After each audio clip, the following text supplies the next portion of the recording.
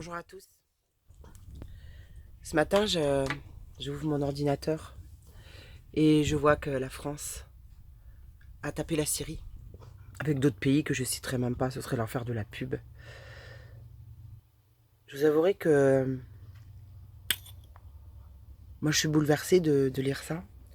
On les a pas assez tapés, on les a pas assez tués, on les a pas assez non plus handicapés. Et maintenant on va nous sortir que des armes chimiques. En fait, je me demande si la Syrie existe encore sur la carte, quand on voit toutes les frappes, quand on voit tout ce qui s'est passé bien avant que des pays corrompus nous enseignent, essayent de nous faire croire, comme à leur habitude, qu'on aurait gazé ces gens chimiquement par leur propre président. Et nous, on a notre président qui finalement s'indigne de ces empoisonnements par des gaz chimiques, alors qu'il a signé la vaccination de 11 vaccins. C'est-à-dire en tout, ça fait 9 pneumocoques différents, plus 13 Prévenard. Faites le calcul, 3 fois dans l'année, avec les rappels, plus le ROR, plus comme j'ai vu hier sur des enfants, contre la gastroentérite. C'est quand la connerie? Parce que franchement, il manque que ça, j'ai l'impression. Et ce mec-là, qui a voulu la vaccination contre notre avis, pour des bébés de 2 mois, qui est donc lui-même en train de créer un génocide, prend notre armée et lui impose d'aller frapper un peuple sous le fait que peut-être, on n'en est même pas sûr, étant donné qu'il manipule toute l'histoire, étant donné qu'il manipule toutes les informations, étant donné qu'il manipule tous les peuples depuis toujours, et il faudrait que nous croyions ces gens-là, qui sont capables d'empoisonner leur propre peuple avec des vaccins, des bébés de 2 mois. Oui, je suis révoltée. Je suis révoltée. Je suis révoltée de voir comment des pays peuvent s'ingérer dans d'autres pays qui ne sont pas les leurs, alors que chez eux, déjà, ils ont commis le pire. Et qui sont en train de commettre le pire. Mais pour qui se prennent-ils, ces gens-là? Pour qui se prennent-ils? En Syrie, on est en train de tuer des bébés, des adultes, des femmes, des enfants, des familles. En fait, on est surtout en train de tuer un pouvoir. Un pouvoir qui ne se soumet pas. D'annexer un pays. D'annexer un pays qui ne se soumet pas à devenir israélien, prononçons le mot. Et nous, demain, on va se soumettre à quoi, nous? Au nouvel ordre mondial? C'est ça le but, en fait. C'est petit à petit d'amener les pays et les soumettre au nouvel ordre mondial. Oui, je pleure. Je pleure parce que c'est déplorable. Parce que on parle d'enfants, on parle de génocide. Mais on n'a pas besoin d'aller en Syrie pour un génocide. Il existe déjà en France, prenez-en conscience. Alors on m'a dit une fois que j'étais trop dans l'émotionnel. Trop dans l'émotionnel.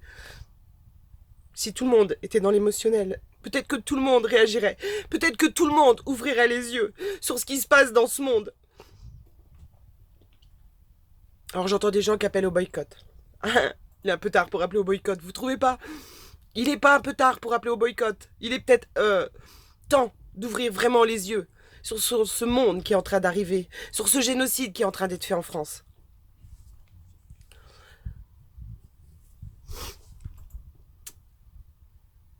On a tout accepté. On en porte l'entière responsabilité. Et il y a encore plein de gens qui acceptent. Non seulement ils acceptent, mais en plus ils défendent. Ils défendent parce qu'ils vont même pas voir. Parce que pendant qu'ils sont au cinéma ou à bouffer au resto, ils se posent même pas la question s'il y a des enfants qui meurent. Ils se posent même pas la question de ce que feront les vaccins. Encore hier, j'ai vu une dame. J'ai regardé le carnet de santé d'une petite fille de 18 mois. Qui avait...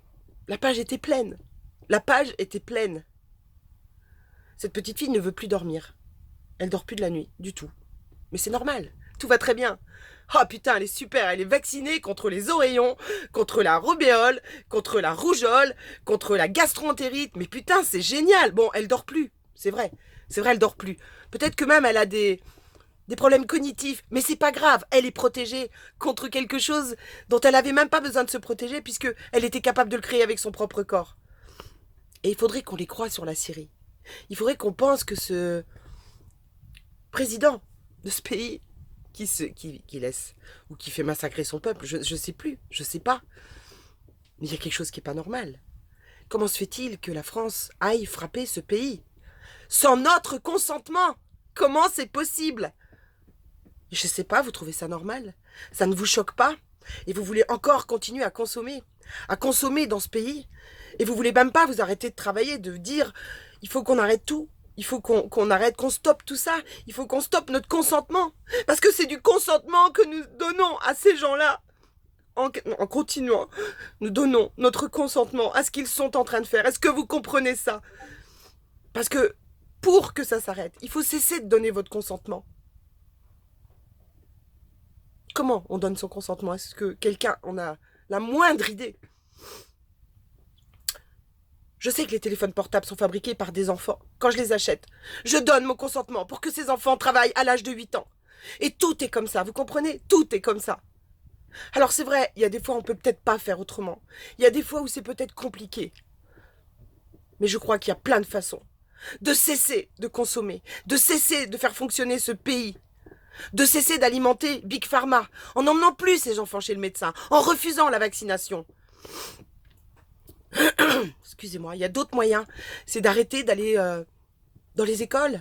Parce qu'on est en train de fabriquer des pédophiles. Vous en avez conscience ou on le dit depuis 3 ans, ça fait 3 ans, que plein de personnes en parlent. Plein de lanceurs d'alerte en parlent. Et que font les parents? Ah bah oui, mais moi je travaille, tu comprends? Je peux pas faire autrement.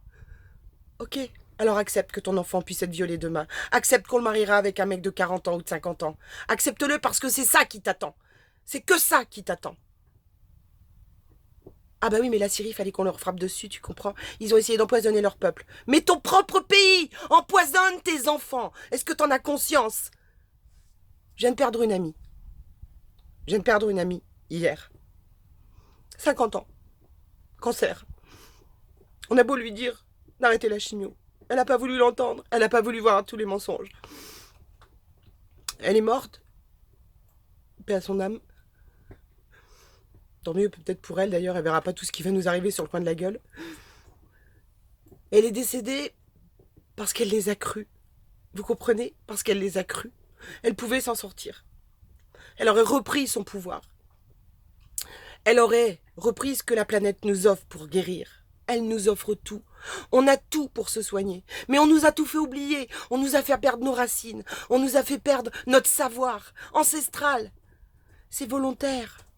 Comprenez que c'est volontaire. Parce que quand on perd notre pouvoir, on est soumis. Et que donc les gens ne peuvent plus guérir. On vous fait croire que vos enfants seraient malades s'il n'y avait pas de vaccin. C'est faux. C'est archi faux. Tout est faux. On nous a menti d'un bout à l'autre de la ligne depuis tellement d'années que plus personne ne voit clair. Mais ouvrez les yeux, parce que si vous ne les ouvrez pas, vous donnez votre consentement à tout ce qui est en train de se passer, à la fois en France et à la fois dans le monde. Vous voyez, ces derniers temps, je voulais arrêter de faire des vidéos. Je m'étais dit que ça servait plus à rien, que j'avais à peu près tout dit. Mais non. En fait, je me rebelle encore. Je me révolte de toutes ces choses qui arrivent.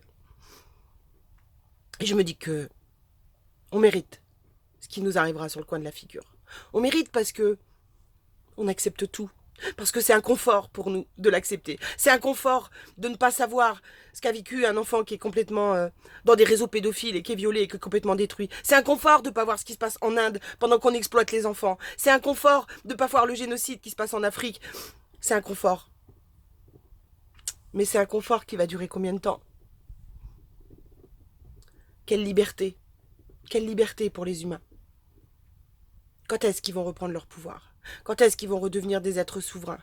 Quand est-ce qu'ils vont comprendre que ce sont eux les créateurs de leur vie? Que ce sont eux les créateurs de leur futur univers?